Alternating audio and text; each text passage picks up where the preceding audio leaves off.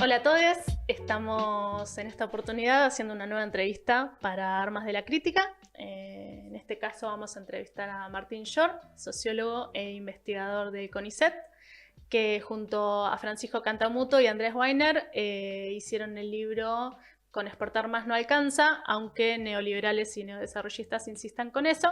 Hola Martín. Hola, ¿cómo están? ¿Cómo están? ¿Todo bien? Todo Gracias bien. por venir. Gracias a ustedes. No, por favor. Bueno, el libro lo leímos, surgió la idea de hacerte esta entrevista porque opinamos que es un libro más que interesante para poder entender la situación en la que nos encontramos y un poco también por qué fue que fracasaron los distintos proyectos burgueses y políticos de los últimos años. Así que nada, más que nada queríamos aprovechar para poder profundizar sobre algunos conceptos y avanzar con esto. También estamos con Francesco, estudiante de Sociología de la UBA. Y bueno, yo no me presenté, soy Maca, licenciada en Sociología de la UNSAM. Así que bueno, vamos a arrancar. Bien, Martín, ¿cómo estás? ¿Cómo te va? Primero, muchas gracias por venir. Nada, una primera pregunta que queríamos hacerte es que este libro, digamos, tiene como esa idea de discutir, ¿no?, lo que ustedes llaman el mandato exportador con estas corrientes que ustedes dicen incluso en el título, ¿no?, neoliberales y neodesarrollistas. Nosotros queríamos preguntarte, ¿no?, qué sería este mandato, qué proponen estas corrientes y además ustedes dicen que, bueno, lo hacen frente a una frustración. ¿Y qué significaría esta frustración también, no? Sí, empecemos por la frustración, que sigue, por supuesto, porque el mandato continúa, digamos, y ahora más que nunca. La frustración es por la falta de debate respecto del modelo económico a jerarquizar en la Argentina, ¿no? Ahí el subtítulo del libro, esto que ustedes decían, aunque neoliberales y neodesarrollistas insistan con eso, nosotros vemos que hay como un denominador común en la mirada que tiene que ver con una serie de cuestiones que por ahí con algunos matices comparten los dos enfoques. Uno es el tema de la deuda externa, que se asume que hay que pagarla y que no se puede discutir en ninguno de sus renglones críticos el problema. Para eso lo que se plantea es que lo mejor que se puede hacer es generar un esquema económico, un modelo de crecimiento traccionado por exportaciones, básicamente porque las exportaciones liberan dólares para pagar la deuda externa. Entonces el primer elemento ahí que yo creo que tiene que ver con esto de pensar estrategias de conciliación o confrontación con el poder económico, el modelo exportador o el mandato exportador es el modelo del poder económico, del círculo rojo, en la medida que articula los intereses del capital financiero, en la medida que todo está armado para garantizar los pagos de la deuda externa, pero también de un gran capital exportador transnacional en Argentina, que es el núcleo por excelencia de un esquema de estas características. Y lo segundo que se plantea, y que yo creo que es un tema para discutir mucho, es que el modelo de crecimiento traccionado por exportaciones esta vez sí va a garantizar que la economía crezca y se pueda redistribuir el ingreso. O sea, tanto los neoliberales que siempre suscriben la tesis que nunca se cumple, digamos, de la teoría del derrame, como este enfoque más neodesarrollista que plantea, bueno, primero hay que hacer que la torta crezca, si la torta crezca ahí sí van a estar dadas las condiciones para la redistribución. Los dos enfoques coinciden en que la distribución del ingreso a favor de los trabajadores y de los sectores populares sería el punto de llegada de un modelo económico traccionado por exportaciones. Entonces, un poco el núcleo del libro es triple, te diría. Por un lado, discutir si este es el mejor modelo posible para la Argentina. Nuestra respuesta es que no. Lo segundo es arrojar luz sobre esta cuestión de que el modelo exportador, como se plantea, es el modelo del poder económico, y ahí que los neoliberales defiendan eso, bueno, pero que sectores que se autoperciben o se autoproclaman como referentes del campo nacional popular planteen eso, es un tema, me parece, a tener en cuenta. Y el otro elemento es por qué pensar que la distribución del ingreso o la redistribución tiene que ser el punto de llegada y no algo distinto en una dinámica económica diferente. Entonces te diría, frente al mandato, frente al consenso, nosotros tratamos de discutir con Andrés y con Francisco centralmente estas tres cosas, y donde Nobleza obliga, la discusión no es tanto con los neoliberales que siempre piensan lo mismo y por otro lado no nos leen, no nos escuchan y no les importa que gente como nosotros existamos, sino más con lo que fue la heterodoxia o el neodesarrollismo, que un poco tiene que ver con lo que fue la conducción económica y productiva del gobierno anterior. Bueno, un intento de debate que nunca se dio, pero bueno, se plasmó en este trabajo. Bien, buenísimo. Ustedes, para iniciar un poco la explicación de este mandato exportador, hacen un análisis bastante exhaustivo sobre lo que es la restricción externa, que divide en dos momentos. Un primer momento que se da alrededor del siglo XX, con la incipiente ISI y la industrialización relativa en el país, y otro segundo momento que se da a partir del desarrollo y la llegada del neoliberalismo acá a Argentina, con sus actores particulares cada una. ¿Cómo sería este primer momento de la restricción externa? ¿Sí? ¿Qué características tiene?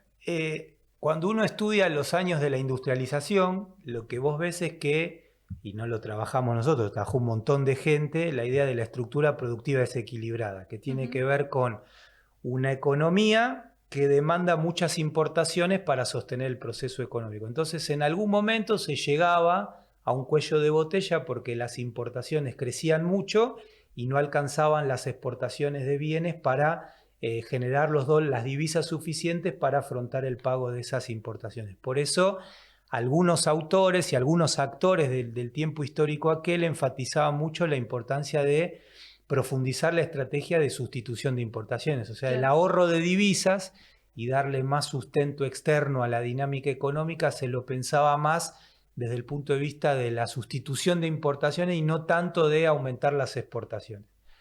Vos muy bien destacás, a partir de la dictadura y hasta nuestros días, esa restricción sigue, básicamente porque todas las políticas neoliberales de la dictadura, de Alfonsín, de la década de los 90, del macrismo, y que el kirchnerismo no logra modificar, profundizaron una matriz productiva tremendamente dependiente de importación. O sea, hoy la restricción externa, llamémosle clásica, sigue vigente, pero se agrava sobremanera por dos o tres elementos muy fuertes que incorpora el neoliberalismo en el marco de cómo la Argentina se inserta en el mercado mundial globalizado y financiarizado, que son la necesidad de conseguir dólares para pagar la deuda, lo que tiene que ver con el predominio cada vez más fuerte del capital extranjero, que incorpora un dato estructural muy pesado, que es que el capital extranjero viene acá no para el bienestar de los argentinos, sino para ganar mucha plata para remitir afuera, con lo cual ahí tenés una salida de divisas muy pesada. Y el último renglón tiene que ver con lo que se conoce como fuga de divisas o fuga de capitales o formación de activos externos,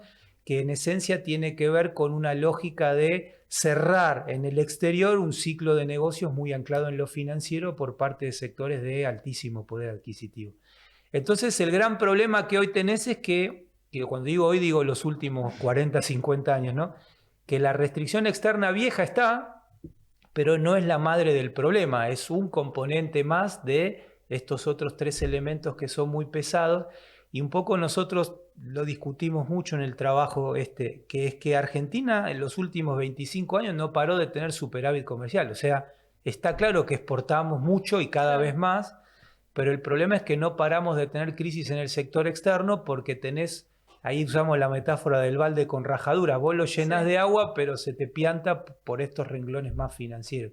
Entonces este planteo de con exportar más alcanza, digamos, bueno, te das cuenta que no, y tiene mucho que ver, creo yo, con una pregunta que subyace a todo el libro, que es muy importante discutir qué exporta la Argentina y también es muy importante discutir quién exporta en la Argentina, porque hay esta idea de que Argentina exporta tantos miles millones de dólares por año por X periodo de tiempo y en realidad lo que exporta para la gente que nos va a ver o escuchar es un núcleo muy concentrado de pocas empresas. Alrededor del 70-75% de nuestras exportaciones lo controlan 100 empresas. Entonces, el quién exporta no es un elemento menor porque son muchos actores que exportan, pero que en la medida que están muy imbricados con este proceso de globalización y financiarización, los dólares que te dan por una ventana después se los llevan por otros. Entonces, vos no parás de tener superávit comercial, no parás de tener crisis en el sector externo, no parás de tener devaluaciones que hacen que los salarios y los ingresos de los trabajadores y de la gente que vive un ingreso fijo esté en una espiral descendente desde hace 50 años. Entonces, estas cosas más de, digamos, de economía política, ¿no? De problematizar a los actores concretos detrás de estos procesos es muy importante.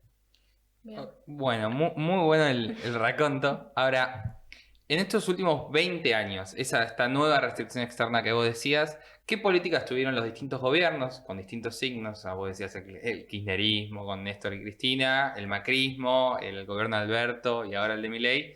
¿Qué políticas han tenido, digamos, con respecto a esta restricción que se les viene imponiendo y cómo les ha ido según ustedes en el libro? Bueno, si nos guiamos por la evolución del sector externo de la economía, no le fue muy bien.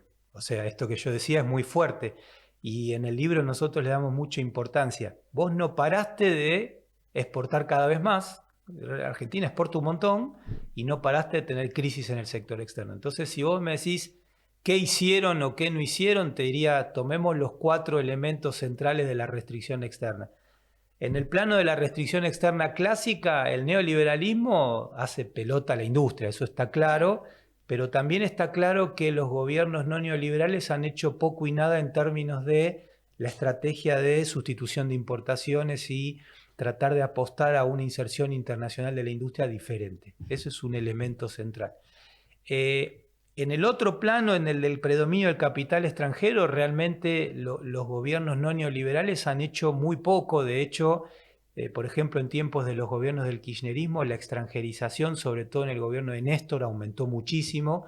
Después con Cristina decae un poco, pero te la dejan, en el mejor de los casos, en el mismo nivel de una economía muy extranjerizada como en el 2001.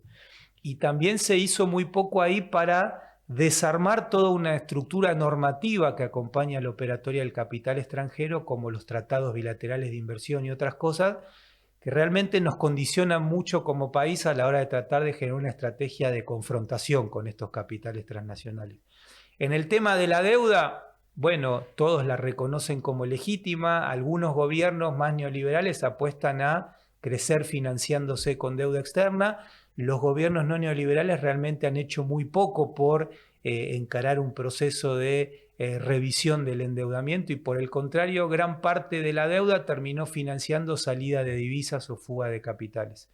Y en el tema de la fuga, esta idea de la formación de activos externos, los gobiernos neoliberales es la forma en la que se consuma la ganancia financiera, ¿no? Esto de terminan mandando afuera el producido de una ganancia financiera que habilita la política económica.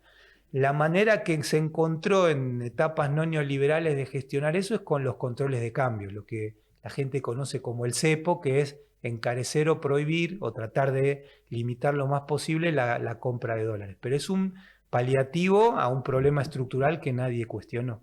Entonces te diría, por supuesto que hay matices, hay diferencias, pero en los hechos estos 4 elementos que están empujando estructuralmente la problemática de la restricción externa siguen vigentes. Bien. En el libro, sobre esto que decías de los pocos cambios que hubo en los últimos años y en cuanto a la transnacionalización de la economía y las exportaciones, ustedes destacan algo que es una contradicción bastante interesante, que es el hecho de que en 3 años de los últimos 20, 2015, 2017 y 2018, o sea, las exportaciones superaron a las importaciones. O sea, no hubo restricción externa de la clásica, ¿no? De la primera que vos mencionabas. Pero aún así hubo cierto déficit. ¿Esto cómo lo explicarías? Bueno, es lo que hablábamos antes. Vos podés tener mucha exportación, mucha, y de hecho la tenés. Eso te genera superávit comercial, que es lo que vos dijiste, que las exportaciones son mayores a las importaciones. Pero el problema es que el capital extranjero te pide dólares para mandar afuera, el capital extranjero te pide dólares para pagar deudas, claro. El capital financiero te pide dólares para cancelar préstamos que vos vas tomando o renovando los préstamos o los intereses, y por otro lado, salvo momentos muy fuertes de control de cambios, o sea, de regulación fuerte en el sector cambiario, la fuga es un proceso que no se detiene. Entonces ahí creo yo tiene que ver mucho esta pregunta que mencionábamos antes, el quién, ¿no? Esto yo creo que es clave. De esas 100 empresas que concentran el 70-75% de todo lo que se exporta desde Argentina, son todas transnacionales. Cuando uno dice transnacionales no está diciendo solamente son extranjeras, también son argentinas, pero con una lógica muy de globalización y de mercado mundial. Y esa es la clave, yo creo, o una de las claves. Los tipos exportan, es verdad que exportan un montón, pero después van del otro lado del mostrador al Banco Central y dicen, bueno, ahora dame dólares porque tengo que pagar mis deudas, tengo que pagar mis importaciones, tengo que remitir utilidades, pagar dividendos, etc. Entonces, cuando vos haces el neto de lo que le meten a la economía por la vía exportadora y lo que se le llevan a la economía a partir de estos procesos, el resultado es bastante pobre o negativo. Y si a eso le sumás que lo que queda como saldo se usa para pagar la deuda externa, no te queda nada. Y cuando no quedan divisas, cuando no hay dólares, la respuesta siempre es la misma, es devaluar para ajustar la economía con fundamentalmente una gran caída de los salarios, y esto me parece que es un elemento que desde el campo popular o de la clase trabajadora no podemos asimilar como que el único modelo posible es, bueno, crezcamos, traccionado por estas exportaciones y después sí redistribuir el ingreso, cuando a todas luces es un modelo bastante poco proclive al crecimiento, un modelo muy concentrado, muy transnacionalizado, muy alineado con los intereses del poder económico y donde la distribución del ingreso no llega nunca.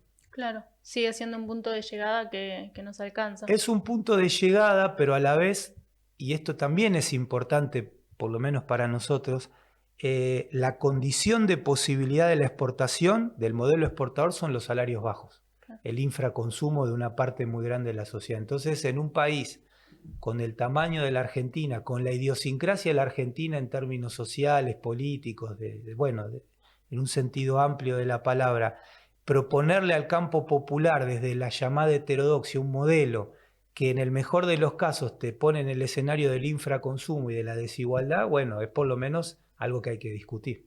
Claro. Hay una frase que ustedes escriben que a mí me llamó mucho la atención y me la anoté, que me parece que sintetiza mucho esto que estás diciendo, que es más que restricción externa al crecimiento, hay crecimiento para la restricción externa. Te iba a preguntar cómo explicarías esto, creo que ya lo explicaste bastante, pero no sé si querés quizás reforzar alguna idea sobre esto, sobre lo que implicaría. Sí, yo creo que otra parte del trabajo, hablamos de la metáfora del balde rajado. Es eso, yo tengo un balde con agujeros.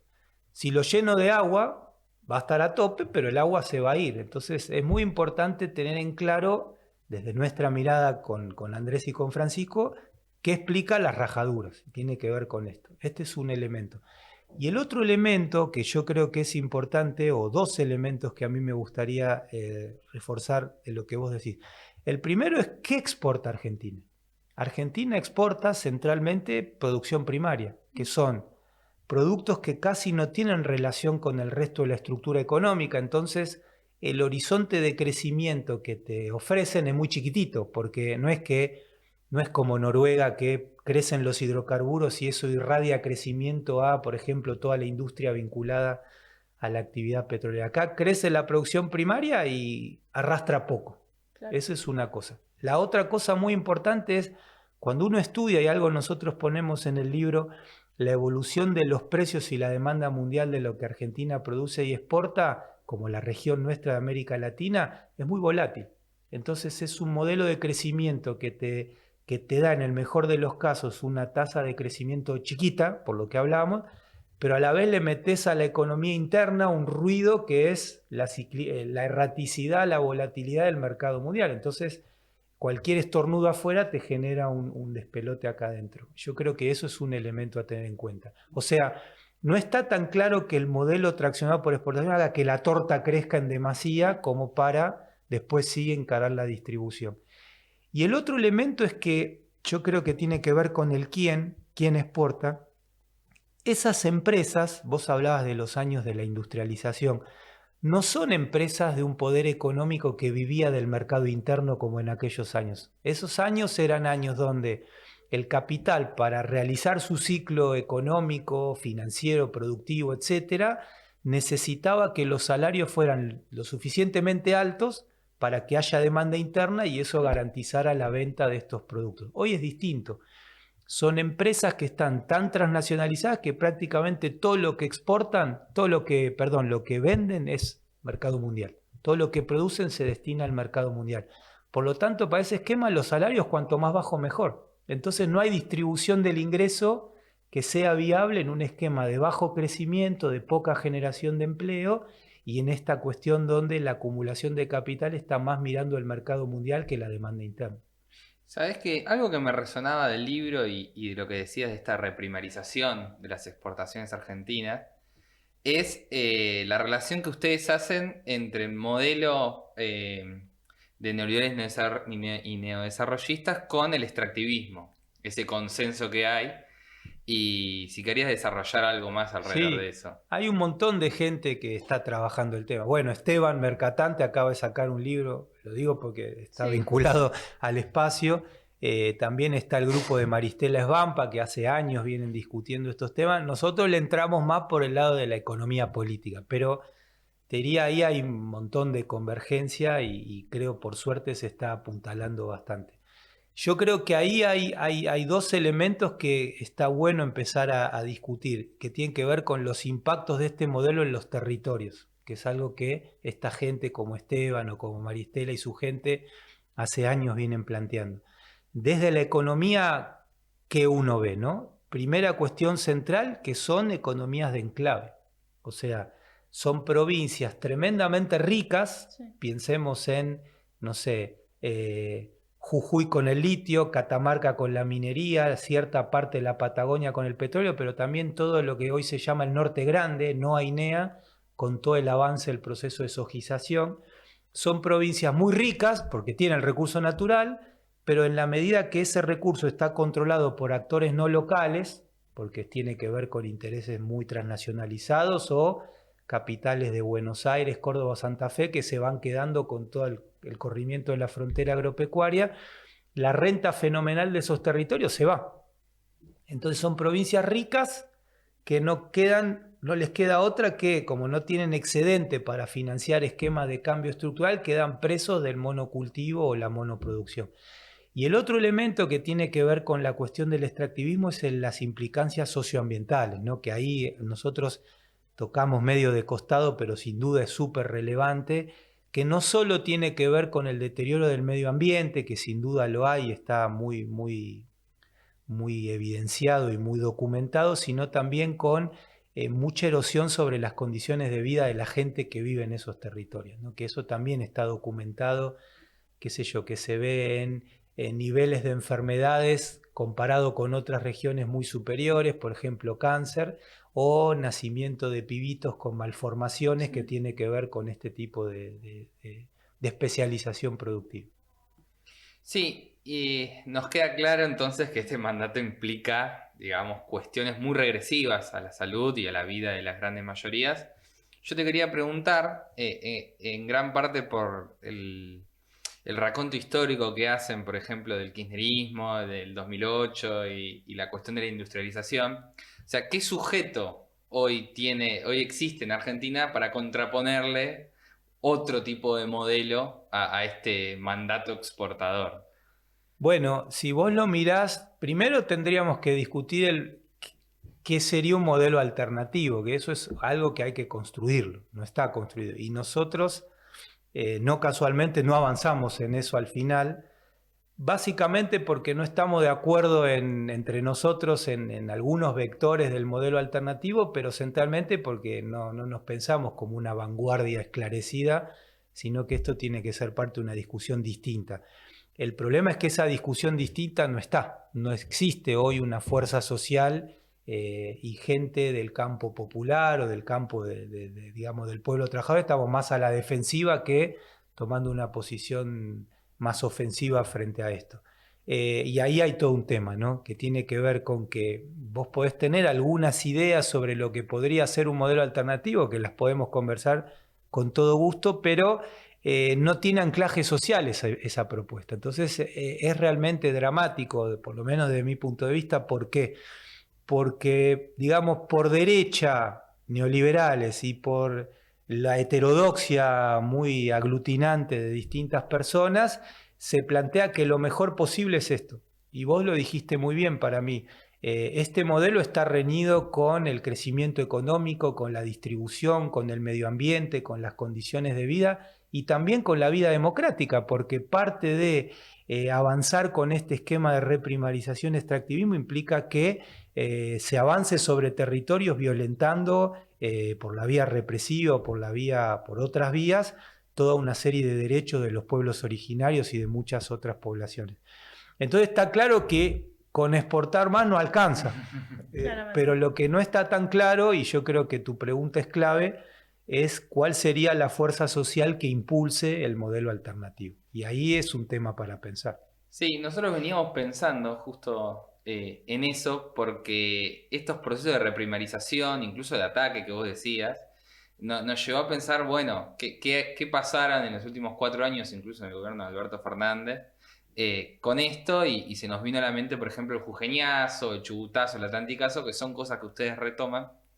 Y en eso pensábamos en si eso podría dar, digamos, en un futuro, digamos, cercano, una posible fuerza social que nos permita discutir, digamos, un modelo que nos lleve a esta reprimarización total. Sí, yo creo, eso es muy importante y es cada vez más visible, pero no tiene la entidad de una fuerza social, desde mi punto de vista, de una fuerza social que pueda imponer o impulsar la discusión del modelo alternativo. Yo ahí es donde soy muy pesimista, digamos, no tengo una mirada muy favorable a ver con buenos ojos esto que está pasando. El gobierno de Alberto Fernández empezó siendo un intento discursivo de confrontar con el poder económico y terminó en la peor conciliación con el poder económico, que fue consolidando esto del mandato exportador. Entonces me parece que ahí también hay que repensar un poco, bueno, si la heterodoxia es algún eje o algún aliado de salida, bueno, necesariamente van a tener que hacer alguna revisión crítica de lo que pasó, porque lo que terminó pasando no fue muy bueno, y donde estructuralmente terminaron consolidando esta idea, o este proceso, mejor dicho, de reprimarización, de extractivismo, que yo insisto con esto, es un modelo muy funcional al poder económico, porque te articula los intereses de los sectores dominantes digamos, por el lado de la deuda externa y por el lado del gran capital transnacional. Entonces ahí la discusión del modelo alternativo es fundamental, pero también es un desafío muy grande de construcción política, porque está claro, no es muy difícil criticar al mandato exportador, para eso está este libro que hicimos nosotros, pero eso no es lo importante, ni el libro ni la discusión esa, sino hacia dónde vamos construyendo políticamente el modelo alternativo.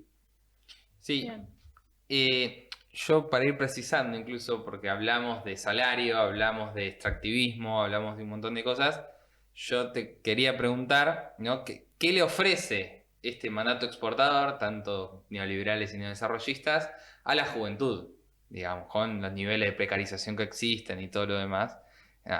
Una pregunta. Bueno, poco. Muy poco, te diría. Había un economista, un tipo muy interesante en la década de los 70, que era Aldo Ferrer, lo habrán leído y escuchado, sí. Y él decía, hace 50 años, decía lo que voy a decir ahora, al modelo de las producciones primarias, que en esos años sería el agro, ahora es agro, minería y petróleo, al modelo de las producciones primarias le sobra 2/3 de la población económicamente activa. O sea, es un modelo de exclusión. Bueno, es un modelo que genera muy poco empleo, muy poca dinámica desde el punto de vista de la creación de puestos de trabajo, pero sobre todo, y pensando en los pibes que vienen atrás nuestro, es muy importante esto, tener en cuenta que es un modelo que consolida la desigualdad. Entonces, no es menor esto desde el punto de vista de lo que ustedes dijeron, la calidad de vida, que no es solamente cuánto voy a ganar en mi trabajo, sino si voy a tener trabajo, qué tipo de trabajo, si me va a permitir ser un trabajador y no ser pobre, cosa que hoy está bastante difundido, esta figura de un trabajador que tiene laburo y es pobre y que tiene que ver con estas cuestiones del infraconsumo que estuvimos conversando, con lo cual hay mucho canto de sirena alrededor de esto, ¿no? Mucha gente que dice, no, es lo mejor porque si exportamos crecemos, si crecemos la torta se agranda y ahí viene el Estado y distribuye. Pero eso es como una teoría del derrame Nacampop, digamos, por decirlo de alguna manera.